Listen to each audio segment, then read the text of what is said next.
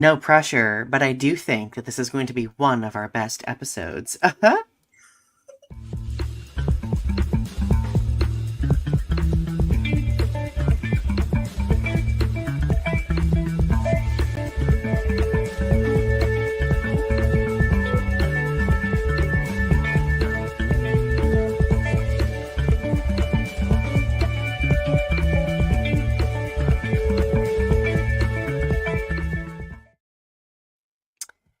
Hey, hey, it's another day. It is Thursday, July 18th, 2024, and you are watching Restitching the Tapestry, episode 165. I don't know why I sounded so dramatic about that, but It sounded great. You were doing your announcer voice. I loved it. thanks. Hard to believe that we're on episode 165. We are teetering closer to episode 200. I know. Isn't We're that on we're on wild? the back half. I know. Tiffany Gray is already here. Hello, my dear. It's good to see you. How have you been? Oh my goodness. So, Ari, we are refreshed and ready to go. What have you been up to and how have you been? Oh, so I'm on my last week of American Renaissance, my grad class that I've been taking this semester. And I think that I have to do my response to my discussion posts, and I have to do my final essay, and then I'm done with the class. So all of that. So, and I have to do my evaluation with professor. And then next semester, I have my writing seminar that I do for starting on my emphasis classes for my grad degree. So I'm really excited. That's so exciting. I love that. I love that. So what have I been doing? How have I been? Well, I had G Fest this past weekend, which was I know, great. I and know it went you so were you were on one teensy little panel that was just an amazing. just an itty bitty little kaiju writers panel, you know. But no, it went so well. I had such a great time. I got to do a comic book co-signing with my friend Matt Frank, which was really cool. So if all of you missed my G-Fest recap, I do have that in my prior video, so definitely go check that out. But I, I mentioned this in the video, but I was kind of a little apprehensive about going to G-Fest because, I've been, my usual loudmouth self. But ultimately it turned out very lovely and people were super gracious and nice and it was just phenomenal. I had so much I fun. I've been telling Donnie he's actually a celebrity, and that's because he is just so amazing, and he's been doing so much amazing stuff for the community, for the Godzilla community, and he doesn't realize just how popular he is, and he doesn't Stop. believe me. Stop. I don't believe you. I'm Delulu, apparently. Yeah, you're just modest. That's all. I try to be, one Yeah, must be in life, I think. yeah. Tiffany says, pretty soon you'll be at episode 169. And Whoop, then Tiffany whoop. says, sorry I've missed so many episodes. I've been a busy booty. That's totally okay. You can Yeah. go re-listen to the other episodes that we've done. Um, you're, I'm best friends forever with a celebrity. You're so sweet, Tiffany. Oh my goodness. guys are you guys are silly. Oh, by the way, random side note, don't forget that you can listen to Restitching the Tapestry on your favorite streaming services too. Ari Mhm. has been very hard at work getting the show uploaded to places like Spotify, Amazon Music, YouTube Music, all sorts of different places. So if you are bored one day and you want to talk to Alexi and have her turn on an episode of Restitching the Tapestry, go for it. Why not, right? So beyond that, since I've been home, the last few days have been kind of socially recovering, because any convention is a little socially taxing, and I've just kind of been burying myself in gardening. Ooh, how are your tomato plants? My tomatoes are probably 2 feet taller than me at this point. Wow. So I know. they're like, are you going to climb up the tomatoes and get to the giant? I mean, I got me a step stool. That's all I need. But no, we're gonna have a ton of tomatoes, and we have a zucchini growing, which I think is fun. Because I love zucchini so much. Do you like zucchini, Ari? I I I use zucchini in a lot of recipes. Um, I have not made zucchini bread, and I do Ooh. make banana bread, but I do not make zucchini bread. Um, but I have been meaning to. But I make a lot of like stir fries and like a lot of curry dishes, and I use zucchini in those recipes. Mm. Zucchini is so good. I think it's very versatile, and I like to grill it a lot as like a side. It's so delicious. Oh. Yeah. So, current event snapshot. A lot of stuff has been going on. And Ah, just that's an why it feels FYI, like it's been everybody, 1,000 years since last right? week. Before that's why it seems like it's been so lengthy. Before we get to talking about peer pressure tonight, we do want to talk about all of the stuff happening in the world of politics. Oh, Rogue Agent Killer Rodan is here. Hello, Rogue Agent. You stay awesome too. And Tiffany says, I don't think I've ever tried zucchini. Hopefully you get a chance to. It's pretty yummy. So we've had a lot of stuff going on. The first thing that happened this past week is that former President Trump um, survived an assassination attempt at a rally. I think it was in Pennsylvania, wasn't it? It was in Pennsylvania, and although he survived, people in the crowd were killed. Yeah, there were a number of fatalities and injuries, and what I think is very unfortunate is that that has not really been reported on that much by the media. The media has been much more focused on the fact that, former President Trump was injured, which obviously is not a good thing. Like that is kind of horrifying that we witnessed that on television. I was literally sitting down at a restaurant for dinner, like at the end of G Fest, and it was just that's how we found out about it. It was just plastered all over the TV. So, how are you feeling? What was your reaction when you saw that? I I was surprised. It was really intense. Um, he was really lucky because there were a few people there that were not very lucky that day. Yeah. Um, uh, he was very, very lucky that day. Uh, that's really all I have to say about it is that I'm glad he didn't die because I think that it would have been worse for the state of America had he died. Um, Hmm.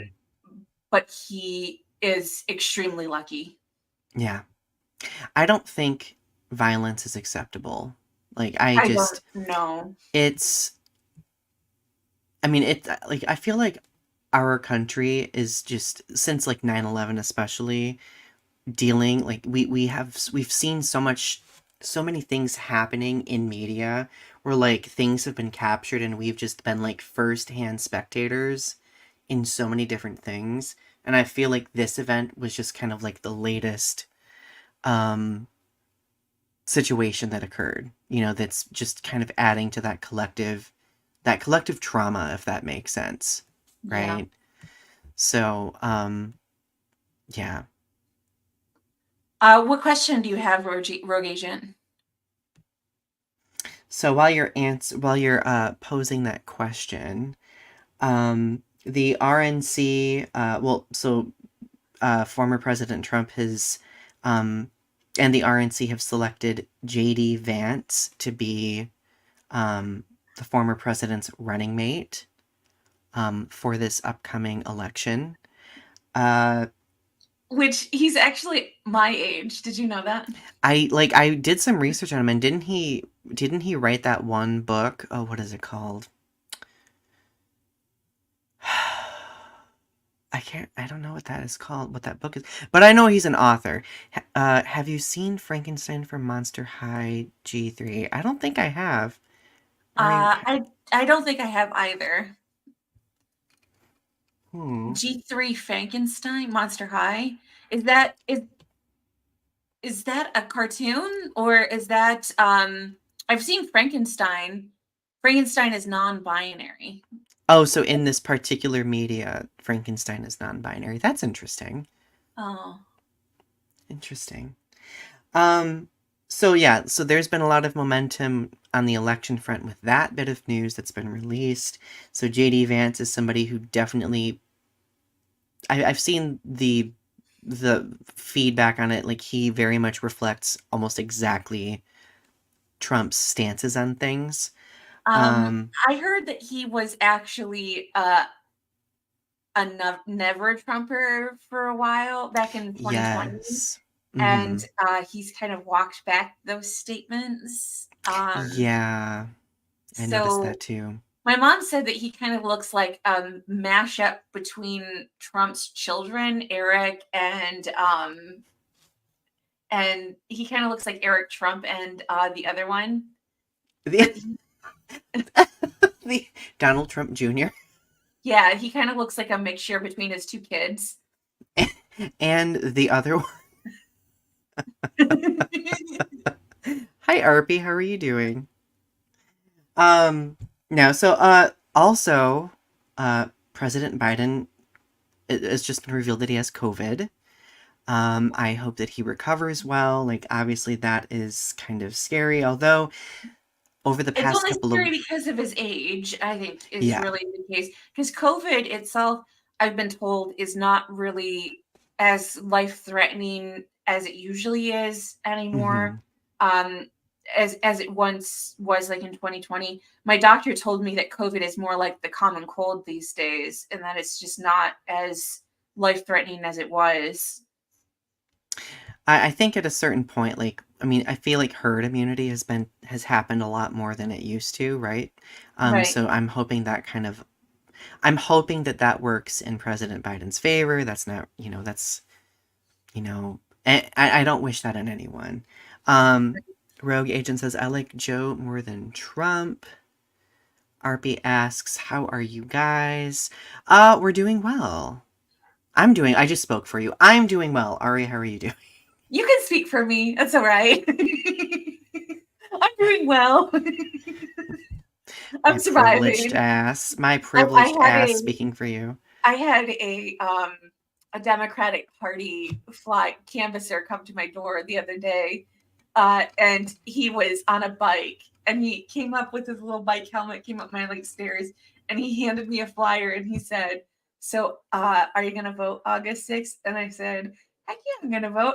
And he said, "Don't forget, there's a writing candidate for county commissioner for Democrat because they got too late to the ballot." And I said, "I'll write them in." And he said, "Do I need to tell you about November 5th?" And I said, "Oh no, I'm going to vote for Biden. Don't worry. I think I would rather die than vote for Trump." And he said, "Fantastic. You have a great day." Rogue Agent says, don't forget that you're worth loving.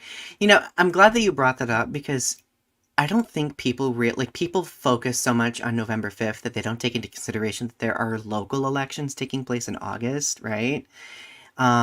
Please make sure that you vote in local elections because those local elections, determine school boards, community engagement, community legislation, like that matters. Yeah, there's a millage taking place in my local community, a senior millage. Hmm. Um, I'm not sure I'm going to vote for it or not. I'm still going to look up the details about it. Yeah. But there are several people who have had signs out about this senior millage, and I'm not sure the people Y- who've had them out. I'm not sure I support Yeah, severely getting the senior millage. that's why it's important to look up all of those details, right? Like, and usually, well, my issue is that I tend to wait to the last minute and look those things up without like doing the research. So I think it's important that we all always do the research, and that's something that I've been trying to prioritize this year. So back to the current event snapshot. The other thing that's been happening with President Biden the past couple of weeks is and I think it's been since that debate performance. But some Democrats have been pushing to have Biden not run out of concern for his age and his, well being. Um, and I'm kind of torn on that myself, considering both candidates are, you know, around the same age. And I do think at a certain point, collectively, we're going to have to assess that. Um, and all I just I mean, obviously, I hope everyone has good health.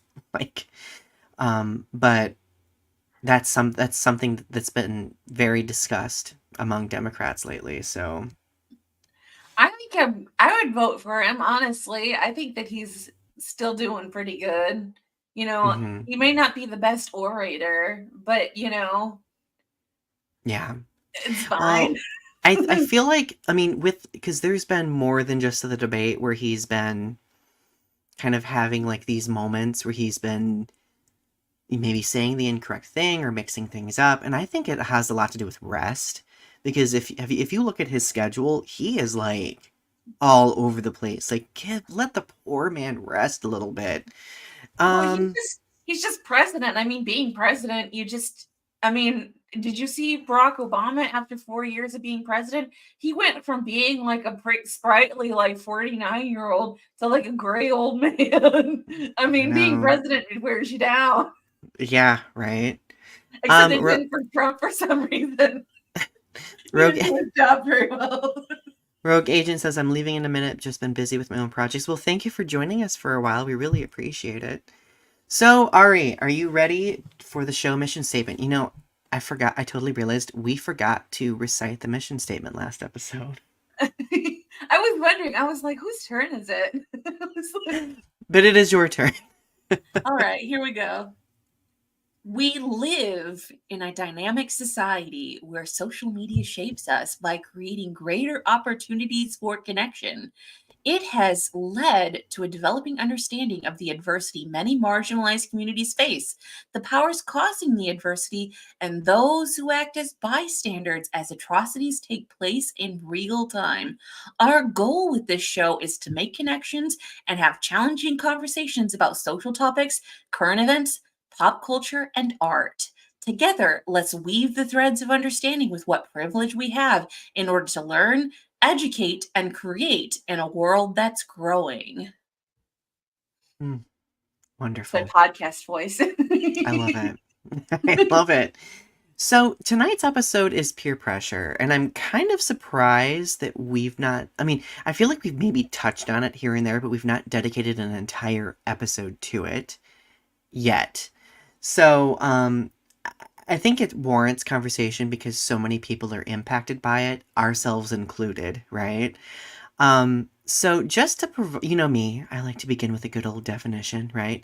So according to Merriam-Webster, what peer pressure is it's, quote, a feeling that one must do the same things as other people of one's age and social group in order to be liked or respected by them.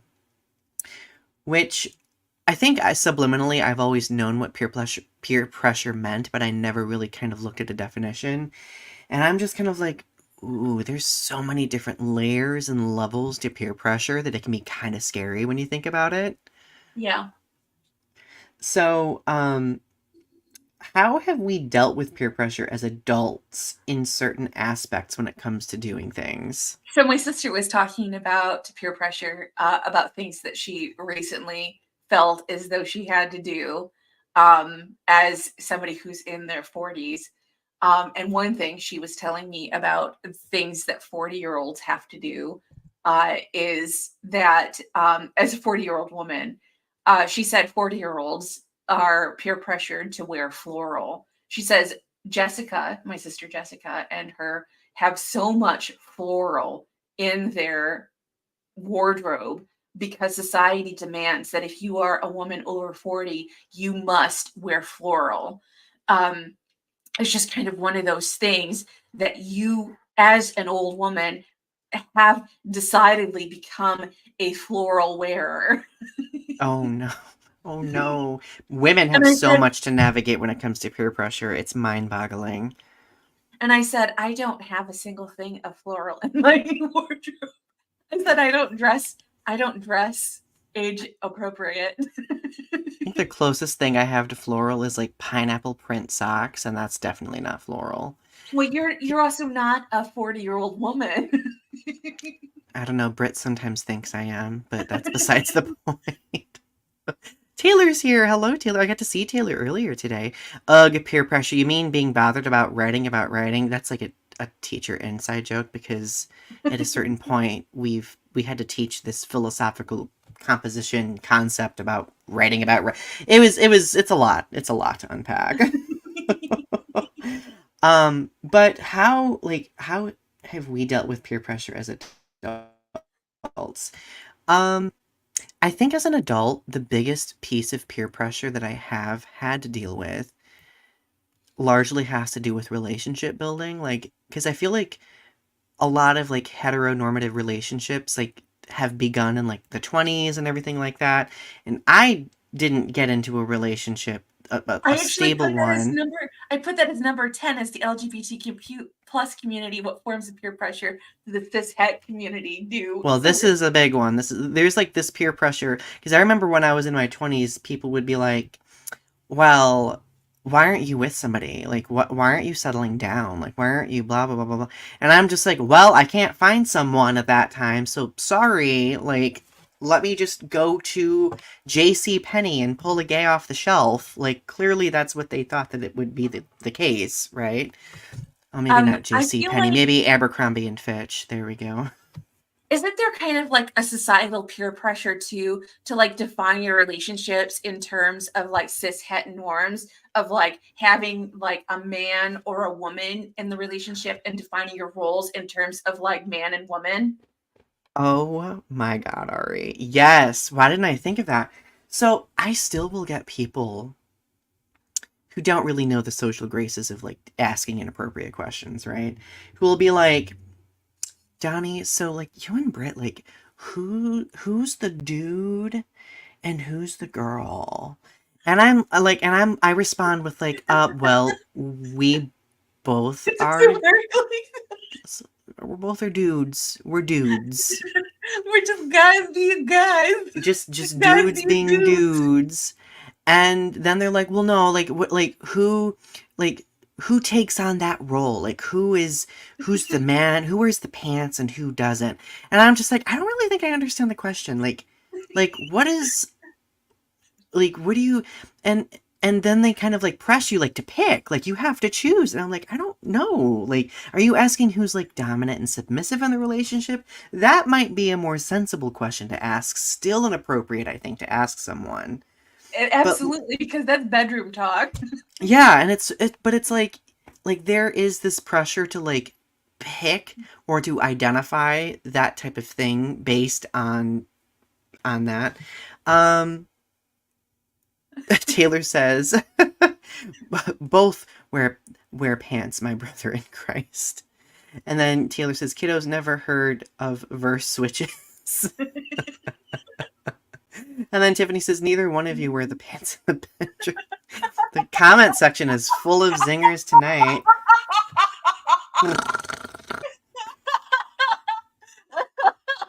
Oh, that was a good one.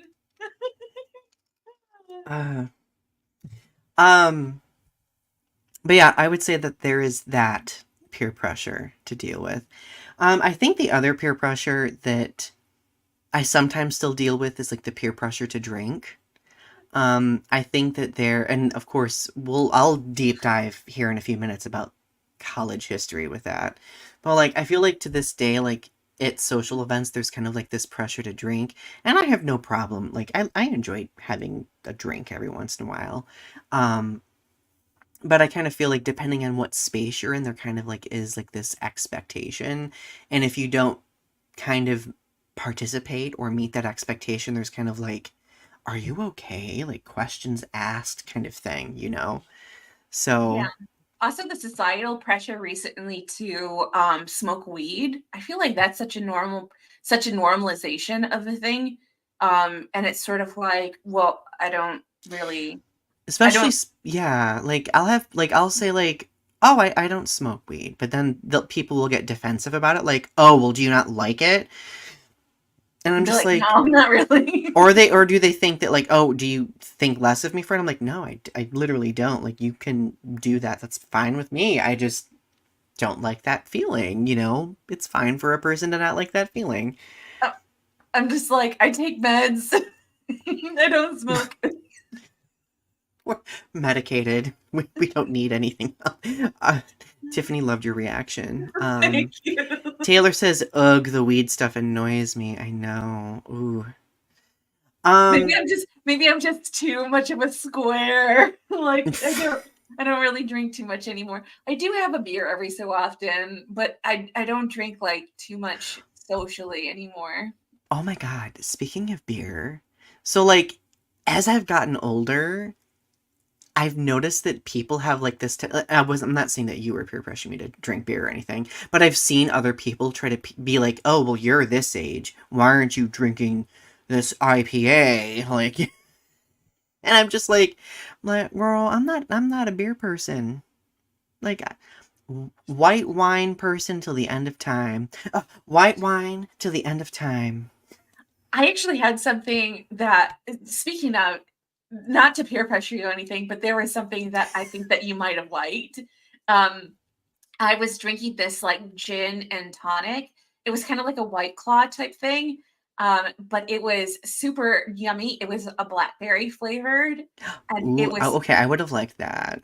but it was really like kind of, it wasn't too sugary, but it was just sweet enough that it was just perfect. And I got a 4 pack of that, and I really enjoyed it. But I drink it really slow. Like I had one with like dinner and stuff every so Hmm. often. I like cider sometimes. Like that's kind of like my halfway point. Like if especially if I go out to an event that has mostly beer, I'll be like, "Oh, well, I'll have a cider or something." Yeah. Um so let's see. Tiffany says, "Weed is gross and stinky and the stench makes me gag." Yeah, it can be kind of smelly. Taylor says, "My husband would like to add that he faces a lot of peer pressure about chocolate." Some people can be quite militant about chocolate. Taylor then says, "Wine pressure. If you like super sweet wine, you're looked down on." Oh my god, I know, I relate. Although I will say that I have developed a palate for, drier whites, but not so much as the people around me. And then Arpy says, "I felt the societal pressure to be sexual." That is a very significant one too, which is Yeah. one I'll be talking about when we get to number 10. When we get to number 10. So what is your history with peer pressure growing up? Does it tie in with being bullied at all? And have you ever done anything that you regretted? Ooh, that's a good set of questions right there. Yeah. So, Ari, what is your history with peer pressure growing up? So my history with peer pressure growing up, when I was 17, I was a punk. Um, like I was into punk music and I went to punk shows and stuff. So there was a lot of peer pressure to smoke cigarettes, and to be into punk culture. So it was, being rebellious and dressing a certain way. It was always like dressing in rippy clothes and t-shirts and listening to loud music and staying out really late and not listening to your parents, telling your parents to F off and stuff like that, and making out with boys and things like that. Oh, Tiffany, I don't understand why people have to whine about other people's alcohol preferences. Taylor's quoting her husband, "I've never been peer pressured about drugs anywhere near what I faced about chocolate." Oh no. And no, I don't want to go to Willy Wonka's chocolate factory. I would definitely be the blueberry girl. Ooh. I'm not the golden ticket, but I don't want to go. Oh.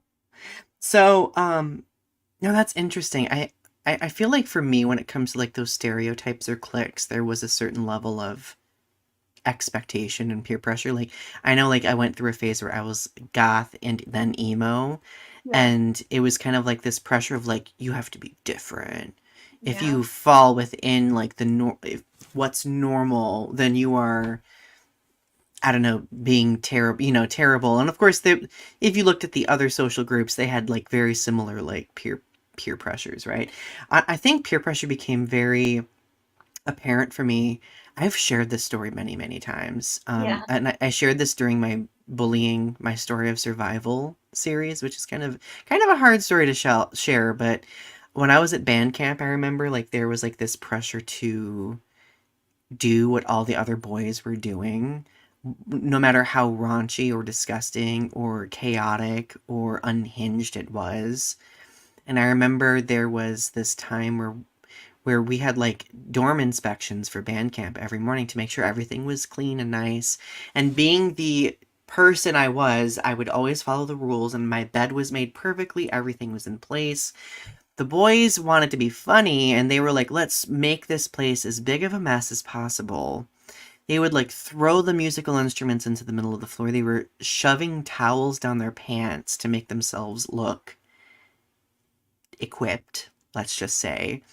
And because I did not want to do that, like they tried forcing me to do that, and then I got so uncomfortable that I like they tried to physically pick me up to keep me in the dorm to force me to do it, and then I like forced them away, and then I like ran away. And I'll never forget how bad they tried to make me feel for not doing that. Like they tried to make me feel like I was being over dramatic, a stick in the mud, like a prude. And I feel like that's kind of like the biggest bit of peer pressure I've faced over the years is like people painting me into being a prude for various reasons. And I'm not gonna lie, like maybe there are some prudish aspects to me, but like when I was a kid or when I was a teenager, I wanted to follow the rules because I didn't want to get in trouble, right? Like that's, you know, Isn't band camp the worst? I feel like band camp, there was so much hazing at band camp. there was so much hazing and like that, like I will never forget, like I just sat in the chapel at band camp and just sobbed until one of the counselors found me and I was sent home. But like it was a really really rough time that I was learning more about myself too. Like it was kind of like um it was just a very unique time where I was like very much in flux as a person. But I will say that I mean I do have some good memories from band camp. The last 2 years of band camp were good when I did not have to be in a dorm with all the other boys. Yeah. But that literally, like being in a dorm full of other boys or dudes in general, is literally kind of like one of my worst nightmares, even to this day, because of those like very specific memories. So, um, but yeah. I got hazed pretty bad my freshman year because what they had was my school has this we were the sailors, that was our mascot. So we had the super seniors, and what they would do is they would give freshmen sailor hats with names on them. And so usually a lot of names were like dirty names. Like they had two boys that were named Master and Bader as a couple of Oh. the names. And so my name was Lulu for some reason. But she didn't put my name on properly. She put it upside down. So I always had to wear my hat wrong for some Mhm. reason. So it was always like I was looking like dopey or ridiculous because I couldn't wear my hat right. Oh. And so, and then what it was is they would do hazing strategies where they would throw water on us. But it wasn't just like cold water. They would throw ice cold water, like freezing cold, like water that's got ice in it.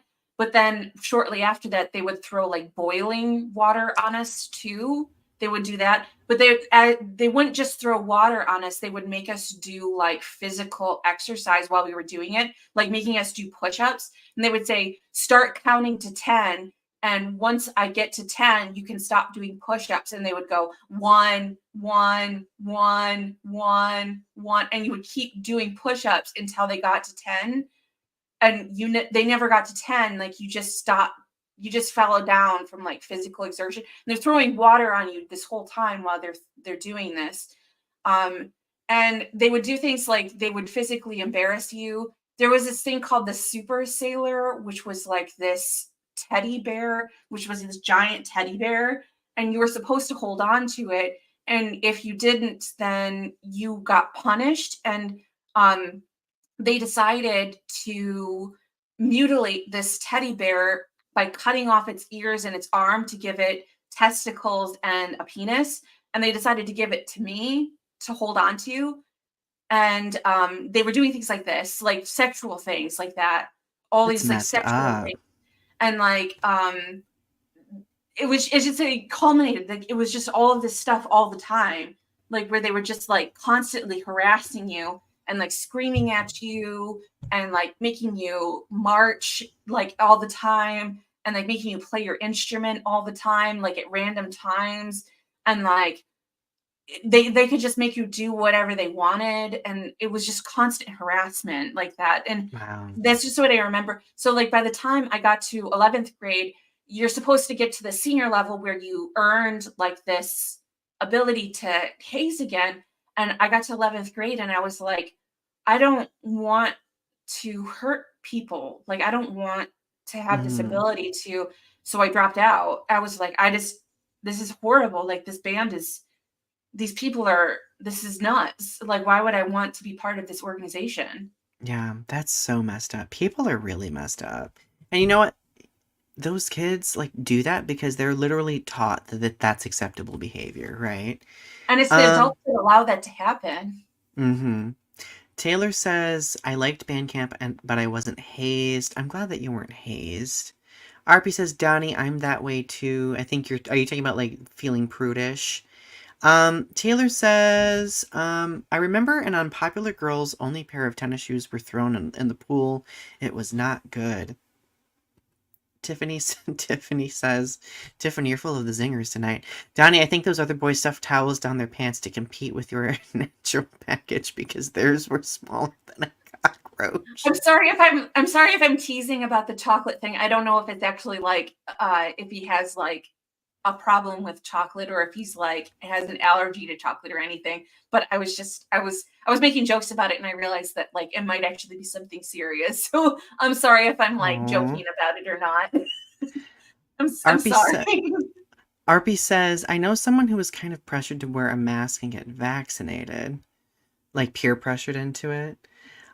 Taylor says, RP, I would consider that one a good bit of peer pressure, especially like in 2020, for sure. Like when things were at what was, you know, happening. And then RP says, I mean, wanting to follow the rules. Okay. Um, so I guess like kind of panning out a little bit, like what societal forms of peer pressure, like what are societal forms of peer pressure? And do you regret following the crowd in certain ways? How do you combat that now? Um, I mean, I think there are numerous different societal forms of peer pressure, right? I mean, we've kind of shared some of them. Like, I kind of feel um, like there is like this peer pressure, for example, for people to, go to college. There's kind of like a peer pressure for, like an intergenerational peer pressure for like, oh, here is what you do after high school when there are actually quite a few different options. There's peer pressure when it comes to relationships, like I talked about earlier. Um, Taylor makes a great point. Patriarchy is full of pressure on women. Yes. And Taylor follows up. My husband isn't allergic. He just hates chocolate. To be fair, if I could hate chocolate, I would hate chocolate. Honestly, like that if I could hate chocolate, I would hate chocolate. Like give me that willpower to hate chocolate, please. Do you know what food people peer pressure me over? Cake. And I don't like cake. I don't like icing on cake. Like the People, frosting's too much for me. right? It's just too much. Taylor says Christian privilege leads to a lot of pressure. Can't be openly not Christian without especially depending on where you are too. Yes. Um, I think there is like I feel like there's just like a lot of peer pressure with regard to like homemaking too, like a lot of peer pressure with um dress, with what one wears. Um how do you combat that? Ari, how do you combat that now? Into dressing a certain way. Oh, all of it. Um, yeah, because society really says that I have to dress feminine and be, you know, not shop in the men's section. My mom gave me a hard time about shopping in the men's section, but not wearing men's clothing and not, I dress. I have to dress feminine, and so I dress very masculine, feminine. Like I wear a lot of Mm-hmm. jeans and t-shirts and things like that.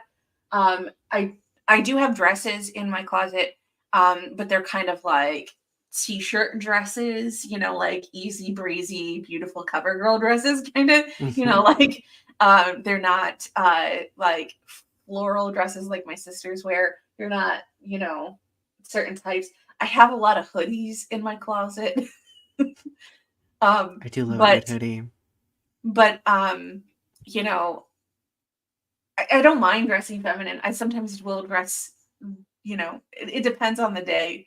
Mm-hmm. It depends on how I'm feeling. I tend to notice that when I'm more manic, I tend to be more like feminine and be like, dress up for the occasion. Uh, when I'm feeling, because usually when I'm manic, I tend to be more sexual. And Mm-hmm. so, to me, sexual prowess relates to femininity for some reason. Mm-hmm. I don't know why that is. I don't know why I relate sexual prowess to Well, I think it's feminine because we're drive. conditioned to, because like that's the similar to men, like it's associated with masculinity too. Yeah, Oh, some interesting ones here. Tiffany says, I hate dark chocolate. Does that count? that absolutely does count. Yes. Ooh, Taylor brings up clean talk, cleaning pressure. Yes. Absolutely. The Oh my pressure, goodness. the societal pressure to be hygienic and to Mm-hmm. clean your house and to have like a perfect space. Absolutely. Yeah, 100%. Taylor says, ooh, this is a good one. Christmas slash gift culture. So much pressure to give things, and spend a certain amount. Gift culture in general, like, wild to me. Just Being capitalistic culture in general. being that gift giving is like at the lowest of my love languages, both giving and receiving gifts. Um, like it just baffles me, like how much social momentum is associated with like gift giving, and like you were just saying, yeah, like it is very much kind of like a consumerism, like an extension of consumerism. Very exhausting too, because sometimes people will measure their worth based on like gift giving, and I'm like, ooh. My only exception to the gift giving rule that I really truly love is if it's a really thoughtful gift, like if they've done a lot of research, or if it's something I've talked about, or if it's something handmade. Like if somebody Mm-hmm. spent time and they actually like made the gift themselves and they're like, hey, I spent like some time and I made you a gift. Like I made this painting for you, or I wrote this story for you, and I wrote this poem for you. I think that that's beautiful. Um, but usually I love experiences more like let's go to this place or let's do this thing or Quality time. quality time. I do like little gifts though too, like little thoughtful gestures. Like, I mean, you made me that like Godzilla journal, Yeah. remember? Like that was thoughtful. Remember when I made you that little Valentine's card on our V card episode? Yes. I loved it. I cannot believe that that episode's been like a year and a half ago already. Like that It was, feels oh, like forever ago. what was that? It feels like forever ago. I know. Let's see.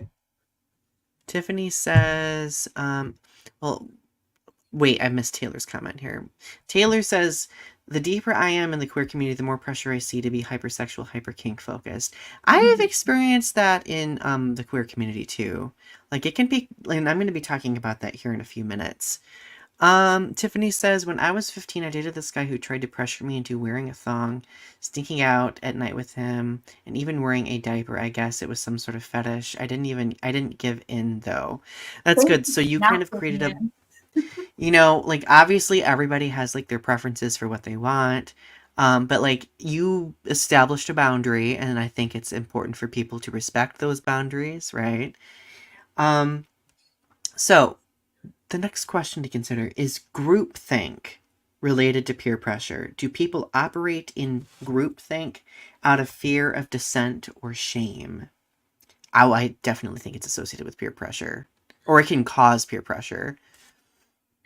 I think that groupthink allows people to feel as though there's a sense of belonging. Um, because I've gotten into groupthink before. It's because I do transcendental meditation. So, you get into a lot of groupthink about, you've got to do certain things like with lifestyle, you've got to do certain things with like taking supplements, and you've got to do certain Hmm. things about like this is how you meditate and this is how you live, and you have to go to sleep at a certain time, you have to get up at a certain time.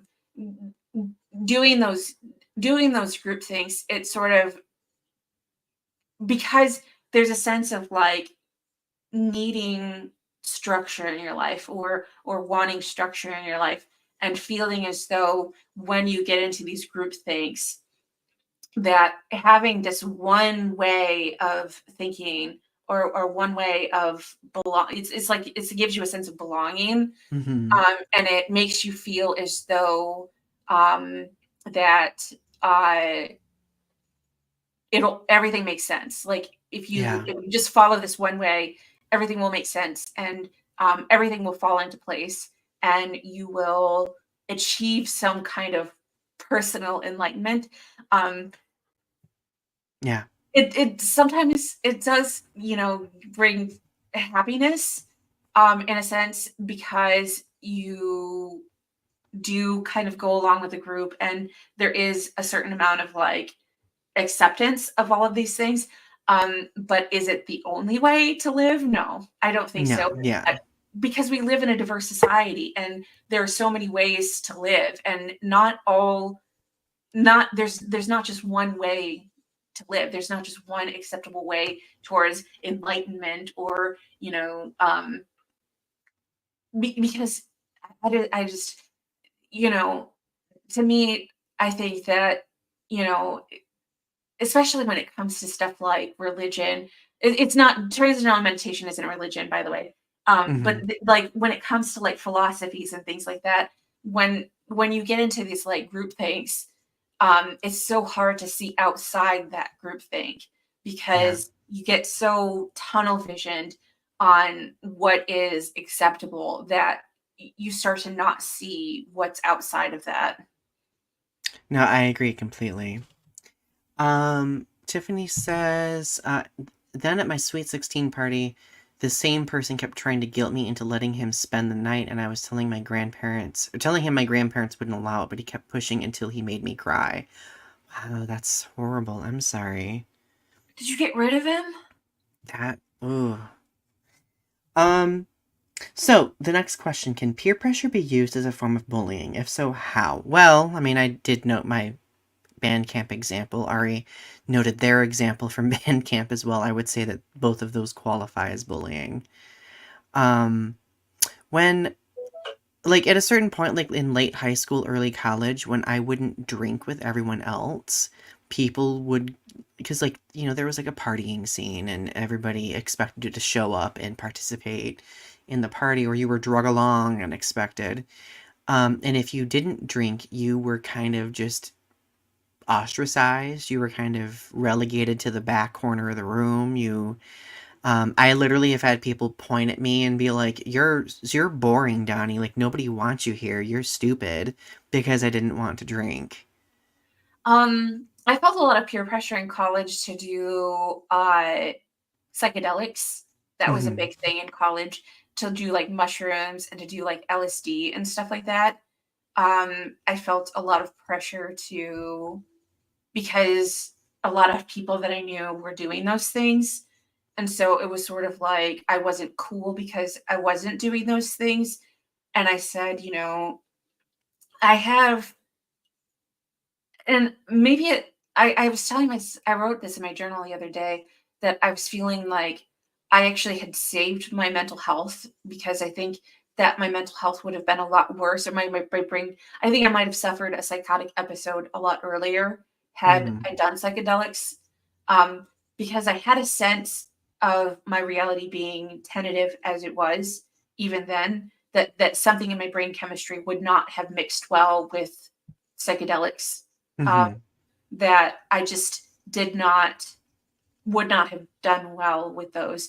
I just knew that about myself, that I just would not have done well with, like, say, mushrooms, or that as it was, the idea of even doing those, I knew that I probably would have had a bad trip, like, Yeah. every time, or that I just would have not experienced those things in a pleasant manner, or that it would have, Yeah.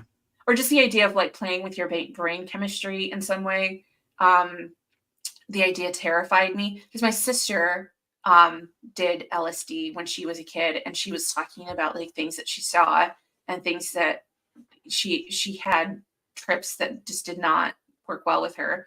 And Yeah. so the idea of, you know, doing hard drugs like that, the idea just scared me to the point of where I was too I'm too much of a prude that I just could not do it, because I just knew that it would be bad for me. Right. And I think that it saved me because when I had a psychotic break later on, um, that you know, when my brain chemistry was when I had gone to the past that tipping point into a psychotic break, um, that you know, um, it was because it had happened so later in my life, is because I had not done drugs. Yeah. No, I think that's a very valid point. And, I think building off from that, the one reason I didn't want to do such things is because I very much prioritized being in command of my faculties. Mhm. Because in those vulnerable moments where I did kind of allow myself to let go and fall in line with the peer pressure, I wasn't surrounded by people who would keep me safe, and I ended up being in some dire circumstances as a result, Yeah. right? So, Mhm. like, after that, like, the need to be in command of my faculties and to ensure my own safety, like, kind of took priority. And I know, Mhm. like, when we were in college, we were in some conjoining groups where, like, I remember, like, many of the individuals who would often peer pressure us and kind of, make us feel othered, right, for not doing so. I just remember going over to people's houses, and they would have closets full of alcohol, and, there was a lot of peer pressure, which I had come to, at least on one occasion, to get blackout drunk, and Hmm. I knew people who would get blackout drunk on a regular basis, and so I just stopped going over there at a certain point because I just did not want to drink to that point, Hmm. often enough, that it just Yeah. was not something that was pleasant to me to watch people get as drunk as humanly possible night after night after night. Yeah. Yeah, I couldn't understand that either. Like, it just seemed like if the fleeting moments of feeling good did not counteract the literal days in which you would feel horrible Yeah. afterward. But it Um, felt bad because it was like I wanted to be part of the group, but it's also at the same time, I just felt like I wasn't part of the group because I just, like, I would drink, but, like, I always felt like I was getting sick when I was with these people because there was a pressure to drink so much to the excess where I was throwing up. yeah. And then, of course, I remember when I would get to that point, there was this pressure of like, oh, if you throw up, then that kind of adds more to the spectacle of you being peer pressured or bullied or humiliated, right? Yeah. Probably had a lot to do with what led to me having emetophobia, like the fear of vomiting, because like I had spent so much time being publicly humiliated for it. It's like that kind of gets to you after a while. Oh, I'm So, sorry. yeah, I'm sorry that you went through that. Like that's College was harsh. college, like I have so many good college memories, but damn, were there a lot of growing experiences and a lot of boundary setting experiences. Um, College was better than high school. I think I liked oh college over. yeah. Oh, 1000% I loved college more than high school. Well, I met you. That was the one good thing that came out of college. Yeah. So as a member of the LGBTQ plus community, do you feel forms of peer pressure from the cishet community to conform to certain social conventions that you don't necessarily belong to or believe in, and how do you deal with that? I think we've already touched on them a little bit. Um, I'm gonna actually talk about peer pressure that I've experienced from within the community. As a gay man, especially around the time of coming out, there was this immense peer pressure to, you know, find a guy or like at least have, relations with somebody, like intimate relations with somebody. And if you didn't do that, like then you basically were worthless. Like at least that's what I was led to believe. So I remember when I was in early college, like I put myself in some very unsafe situations, simply for the experience to have intimacy or something like that, because I was conditioned to believe that that was the only currency that I could work with to make somebody desire me in some fashion, which like even like up until like my late 20s, like this was very commonplace and is still commonplace with a lot of gay men. I feel like that's the same with women too, is that there's a sense of using your body or using your sexuality as like currency, as a form of like, this is my only value and this is what I'm worth. And this is the only way that people will find value in me is if I use sex or attraction, Hmm. or that if I'm as skinny as possible or if I look aesthetically pleasing as possible.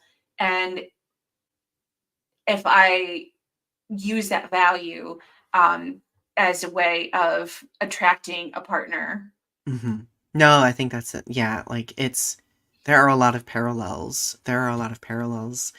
Catching up in the comments here really quick. Tiffany says, I would expect that stuff from teenagers in high school, not grown adults. Yeah. RP agrees with that. Taylor says that the peer pressure that she experiences is never like measuring up or never being queer enough to the rest of the Mhm. queer community. That is very common, especially for communities less privileged in the queer community. Because like there's always like this, like I feel like gay men especially, or those with the most privilege are always imposing on everyone else, like here is how you measure up. Here is how you really qualify. Really, when we are in no position to be dictating that at all whatsoever. Yeah. Uh, Taylor says hookup culture is incredibly pressure filled. Yes. Taylor says being sexually empowered and liberated does not mean promiscuous, and yet, yeah, and yet there is like this kind of pressure, right?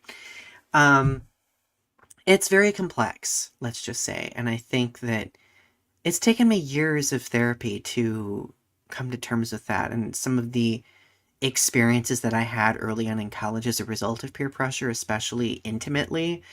In the intimate sense, I've had to continue working on like my relationship with my body, what I do with my body, like all of that jazz. But you're doing so great. You're doing so Oh, great. I'm so proud of you. I'm proud of you. Look at how far we've come. We have been in therapy, we've been unpacking our mental health, we've been building ourselves up, and I think that that's wonderful. Hmm. With that thought in mind, what are some ways we can overcome the negative outcomes of peer pressure? My biggest one, learning how to set boundaries and how to stick to the boundaries without allowing shame to break them. I hypnotize myself with positive affirmations. So, boundaries, positive affirmations, I think those are both important, right?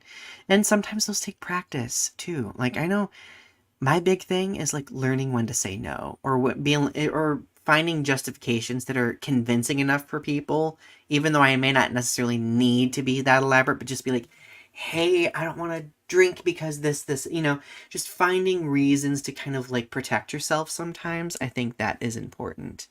Well, and just Um, deciding like what kind of person you want to be. Like sometimes it's okay to go along with the group as long as you accept that it's okay to go along with what the group is doing. But mhm. then if you go against the group, being okay that you're rebelling against social conventions and Yeah, norms and that you're doing something that is different, and that being okay with the criticism and the peer pressure to conform, that you're going to get, criticism for being different, but accepting that because you want to do something different. Absolutely.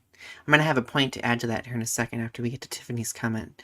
Tiffany says, I've always been peer pressured about my body. So many people have given me shit about my weight and telling me that I need to lose weight. And then Arpy says, I'm proud of you guys. Tiffany, I'm really sorry that you've experienced people doing that. Like, that's horrible. I just had Now, somebody comment on my water channel that said, "Why don't you make weight loss content?" And I said, "Because I don't want to." God, people are obnoxious.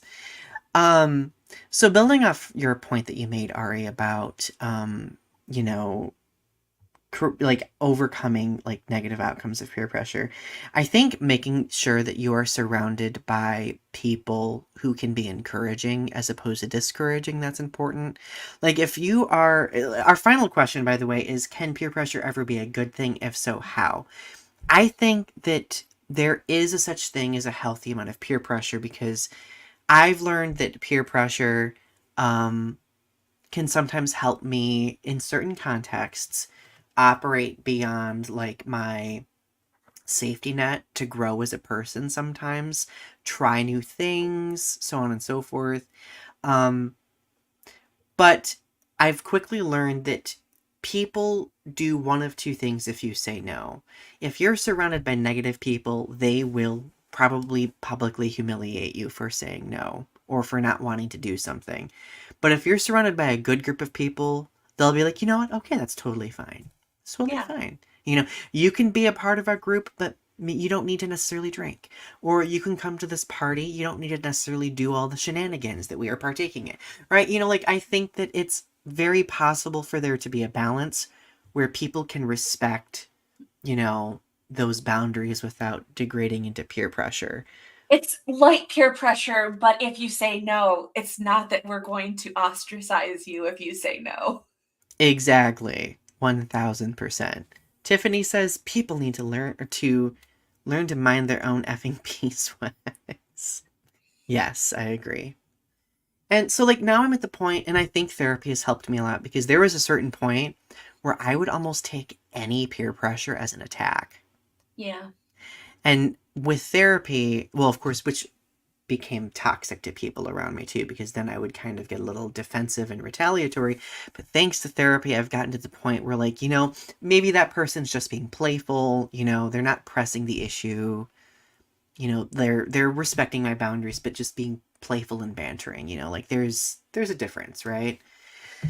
So, wow, we covered a lot of ground tonight, didn't we? Mhm. Ari, what are your final words this evening? What are your parting words? Um, I love all of you, and I hope I didn't peer pressure anybody into doing anything they didn't want to do. And I hope we had a lot of fun and a lot of jokes. And make sure that you have a great night. Likewise, same sentiments here. We love you. Don't forget to click subscribe. Don't forget to click like, please, for the algorithm. And last but not least, subscribe to Ari's channels, Strange Nothings, Tarot Time with Ari, and Boocha Baby, Ari's water channel. So check out my poetry channel, Donny Speaks. I could use some love, everyone, too. So anyway, we love you. Have a good rest of your night, and we will see you next time. Bye.